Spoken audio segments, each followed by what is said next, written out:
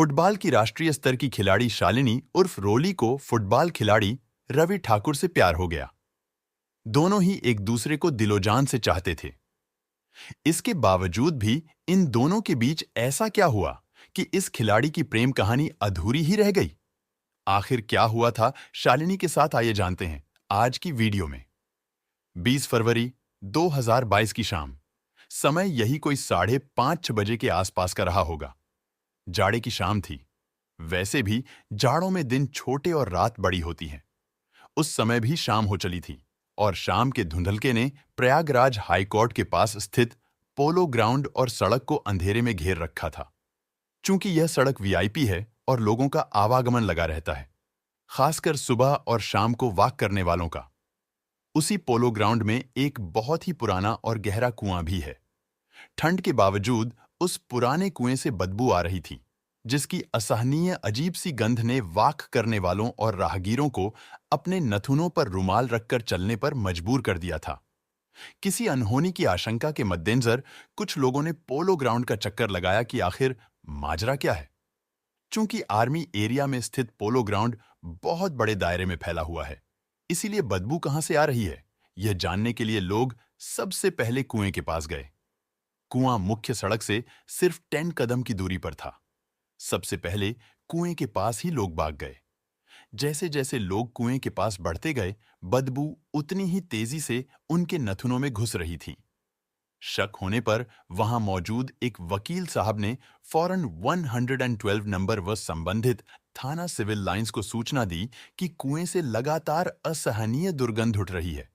ऐसा लग रहा है मानो कुएं में कुछ अनहोनी से जुड़ी चीज हो सकती है। हमेशा उस कुएं से शब बरामद की गई है, इसलिए उसे मौत का कुआं ही कहते थे। इस बात में या यह कहने समझने में जरा भी समय नहीं लगा कि उस कुएं में किसी का काम तमाम करके उसकी शरीर फेंक दी गई है। बहरहाल, सूचना मिलते ही प्रयागराज के थाना सिविल लाइंस की पुलिस और गश्ती गाड़ी पोलो ग्राउंड के अंदर घुसे और जब कुएं के अंदर झांका तो पाया कि एक सफेद रंग का बोरा उस कुएं में पड़ा था। उस कुएं लगभग सूख चुका था, फिर भी थोड़ा बहुत पानी उसमें अब भी था।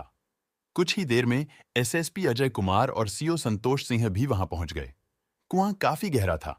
बोरे को निकालने के लिए इंस्पेक्टर वीरेंद्र यादव ने फायर ब्रिगेड को फोन कर दिया। फायर ब्रिगेड कर्मचारियों ने कुएं के अंदर एक लंबी सीढ़ी डाली और अपने अपने मुंह ढककर उसके अंदर उतरे। जैसे तैसे बोरे को कुएं से बाहर लाया गया। उसे उठाने में जवानों को कड़ी मशक्कत करनी पड़ी, क्योंकि बोरा काफी वजनी था। जब उस बोरे का मुंह खोला तो उसके अंदर एक युवती की शरीर देखकर लोग दंग रह गए। अब जबकि बोरे को कुएं से निकाला जा चुका था तो उसमें से और भी तेजी के साथ अजीब सी गंध चारों तरफ फैलने लगी थी। युवती ने जीन्स टी-शर्ट और पैरों में जूते पहन रखे थे। उसकी युवती देखकर पुलिस ने अंदाजा लगाया कि उसकी हत्या कोई एक हफ्ता पहले करके उसकी शरीर को ठिकाने लगाने के लिए हाथ पैर मोड़कर उसे बोरे में ठूंस ठूंस कर भरा गया था। उसके बाद सुतली और सूजे की मदद से बोरे को सिलकर कुएं में फेंका गया होगा। पानी में पड़े पड़े उस युवती की शव लगभग फूल चुकी थी। चेहरा भी पहचानने में नहीं आ रहा था। सिविल लाइंस पुलिस ने वहां मौजूद लोगों से लड़की की शिनाख्त करने को कहा, लेकिन वहां मौजूद कोई भी शख्स उसे पहचान पाने में असमर्थ था। लड़की कौन थी, कहां की रहने वाली थी, यह सब जानने के लिए जब महिला पुलिस ने उसके कपड़ों की तलाशी ली तो उसमें कुछ भी नहीं मिला। हां, मृतका की बाईं कलाई पर एक टैटू बना हुआ था और उस पर रवि नाम लिखा हुआ था। बहरहाल, शव का पंचनामा भरने के बाद उसे पोस्टमार्टम के लिए भेज दिया गया। एसएसपी अजय कुमार ने हत्या के इस मामले को सुलझाने के लिए सीओ संतोष सिंह के नेतृत्व में एक पुलिस टीम बनाई। टीम में थाना Virendra Sinha Yadav, SSI Indradatt Dwivedi, SI Wajiullah Khan, Arvind Kumar Kushwaha, constable Rahul Kumar Gola, Rahul Kumar, महिला कांस्टेबल इंदु आदि को शामिल किया। अगले दिन कुएं में मिली जवान युवती की शव की खबर शहर के सभी अखबारों में छपी और साथ ही उसकी कलाई पर बने टैटू पर रवि नाम गुदे होने का जिक्र किया गया, तो पुलिस को उसकी शिनाख्त के लिए ज्यादा भागदौड़ की जरूरत नहीं पड़ी। प्रयागराज के ही थाना शिवकुटी के मोहल्ला शिलाखाना में रहने वाले राजेंद्र प्रसाद ने अगले दिन यानी 21 अप्रैल को जब अखबार में यह पढ़ा कि एक जवान युवती की शव पोलो ग्राउंड के अंदर पुराने कुएं से थाना सिविल लाइंस पुलिस ने बरामद की है, उसके हाथ पर बने टैटू पर रवि नाम लिखा हुआ है, तो वह थाने पहुंचे और इंस्पेक्टर वीरेंद्र यादव से मिले।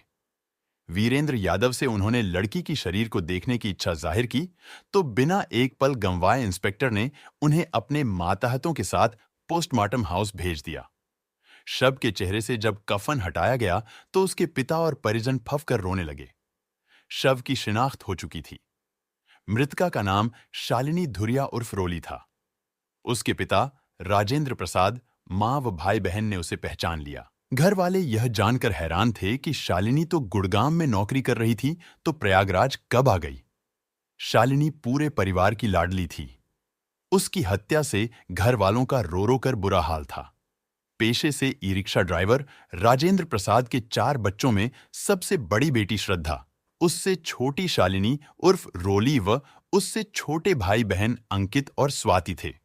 बहरहाल उसके अंतिम संस्कार के बाद घर वालों से, खासकर शालिनी के पिता से जब यह पूछा गया कि उसकी कलाई पर जो रवि नाम लिखा हुआ है वह कौन है, शालिनी का उससे क्या संबंध है, शालिनी यहां से पहले कहां रहती थी, पुलिस को इन सवालों का जवाब मिलना जरूरी था, तभी वह शालिनी के हत्यारों तक पहुंच सकती थी।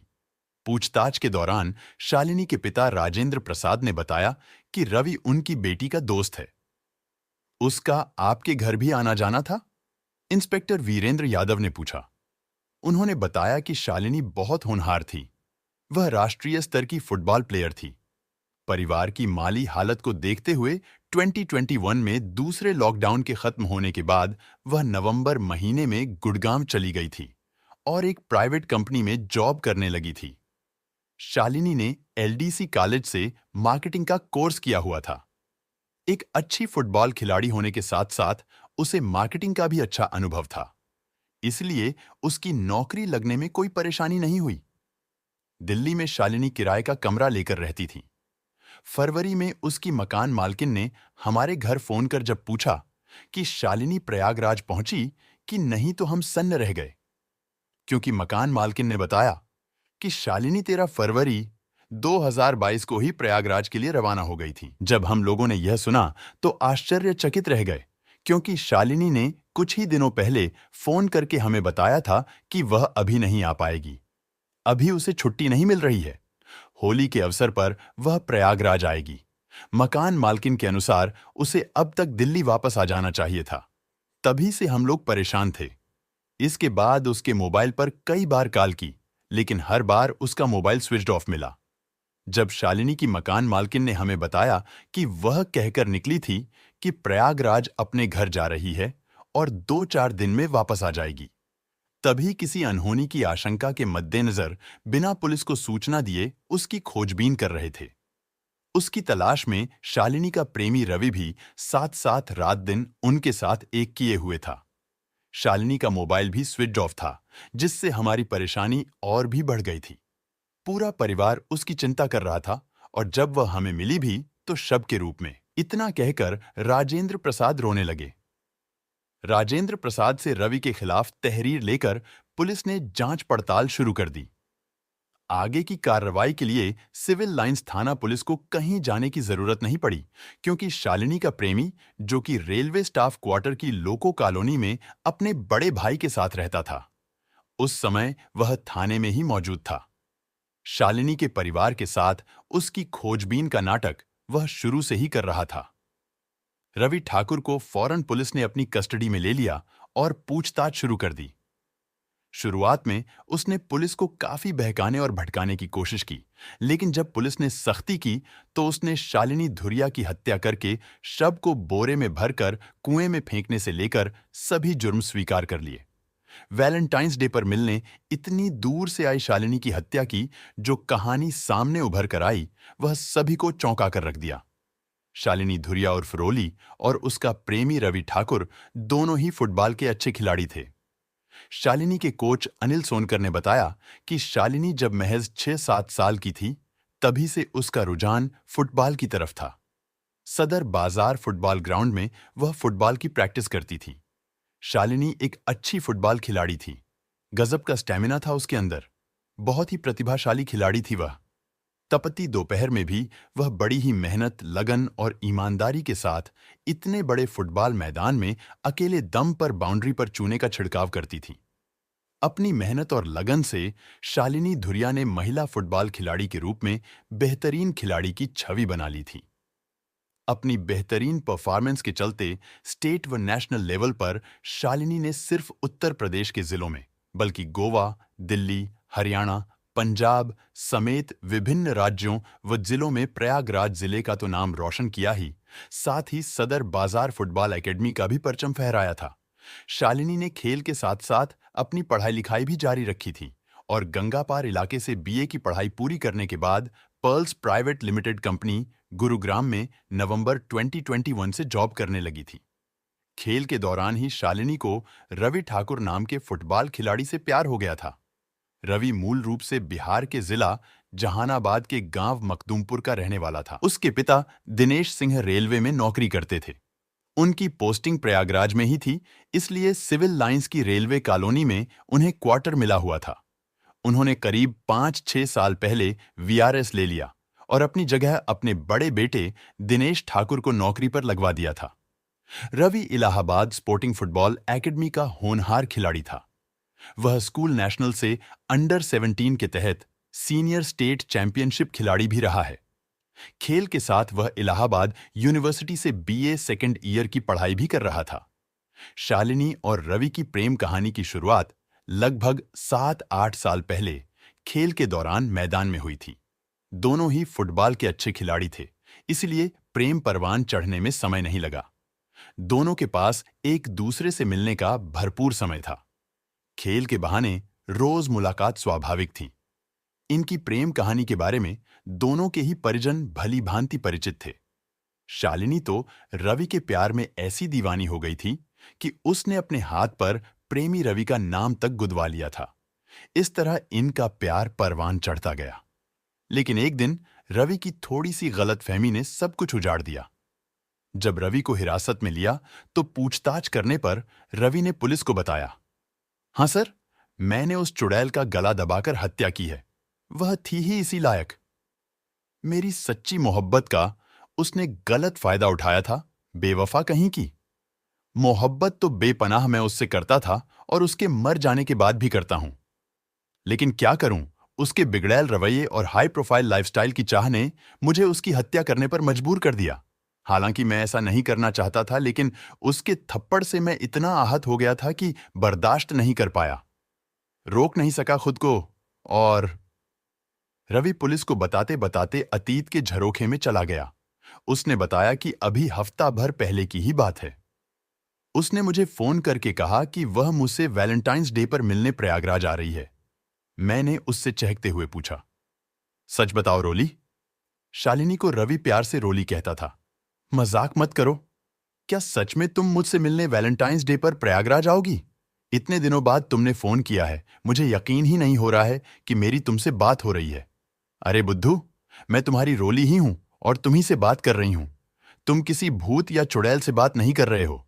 यकीन नहीं आ रहा तो अपने कान में कसकर चिकोटी काट कर देखो, पता चल जाएगा। इतना कहकर शालिनी बात करते करते हंसने लगी। हाँ, चलो, यकीन हो गया। अच्छा, अब यह बताओ कि गुड़गांव से तुम आ कब रही हो? रवि ने उत्सुकता से पूछा। सुनो, मैं 14 फरवरी को प्रयागराज पहुंच जाऊंगी। उस दिन हम दोनों खूब मौज-मस्ती और सैर सपाटा करेंगे। उसके बाद मैं वापस दिल्ली चली जाऊंगी। शालिनी ने कहा। क्यों, क्या तुम अपने घर नहीं जाओगी? अरे नहीं बाबा, और यह बात तुम मेरे घर पर पापा या दीदी किसी से भी नहीं बताना, क्योंकि मैंने पापा से पहले ही कह रखा है कि मैं होली पर घर आऊंगी। मुझे इधर छुट्टी नहीं मिल रही है, समझे? शालिनी ने बताया। हाँ, समझा। ठीक है, मुझे तुम्हारे आने का बेसब्री से इंतजार है, रवि बोला। इसके बाद हम दोनों के बीच काफी देर तक बातें होती रहीं। अंततः वह घड़ी भी आ गई जब 14 फरवरी की शाम शालिनी प्रयागराज जंक्शन के प्लेटफॉर्म पर उतरी। उसके आने से पहले ही रवि ने 10,000 रुपए का मोबाइल बतौर सरप्राइज गिफ्ट खरीद रखा था। वह शालिनी को वैलेंटाइंस डे पर मोबाइल उपहार में देना चाहता था ताकि उसकी प्रेमिका का प्यार और ज्यादा बढ़े। 14 फरवरी को तय समय पर शालिनी का प्रेमी रवि ठाकुर स्टेशन पहुंचा, उसे बाइक पर बिठाया और सीधे रेलवे स्टाफ की लोको कॉलोनी स्थित अपने आवास पर ले आया। यहां गौरतलब है कि शालिनी धुरिया को 13 फरवरी को ही प्रयागराज आना था, लेकिन ट्रेन मिस हो जाने के कारण वह 14 फरवरी को वहां पहुंची थी। बहरहाल, जब रवि उसे लेकर अपने कमरे पर पहुंचा तो उस समय उसके घर वाले टीवी देख रहे थे। शालिनी फ्रेश होने चली गई। जब वह फ्रेश हो रही थी तो रवि ने शक के आधार पर उसका मोबाइल चेक किया। उसे शक था कि उसकी प्रेमिका दिल्ली जाकर बदल गई है। उसके कई लोगों के साथ संबंध बन गए होंगे। मोबाइल की गैलरी में फोटो में शालिनी कई लड़कों के साथ स्टाइल में दिखी। फिर क्या था, रवि को उस पर गहरा शक हो गया। हद तो तब हो गई जब रवि ने ऐसा फोटो देखा जिसमें शालिनी एक लड़के के साथ आपत्तिजनक हालत में थी। शालिनी जब बाथरूम से निकली तो रवि ने उससे पूछा, रोली, तू दिल्ली जाकर बहुत बदल गई है, बेवफा है तू, अब तू पहले वाली रोली नहीं रही।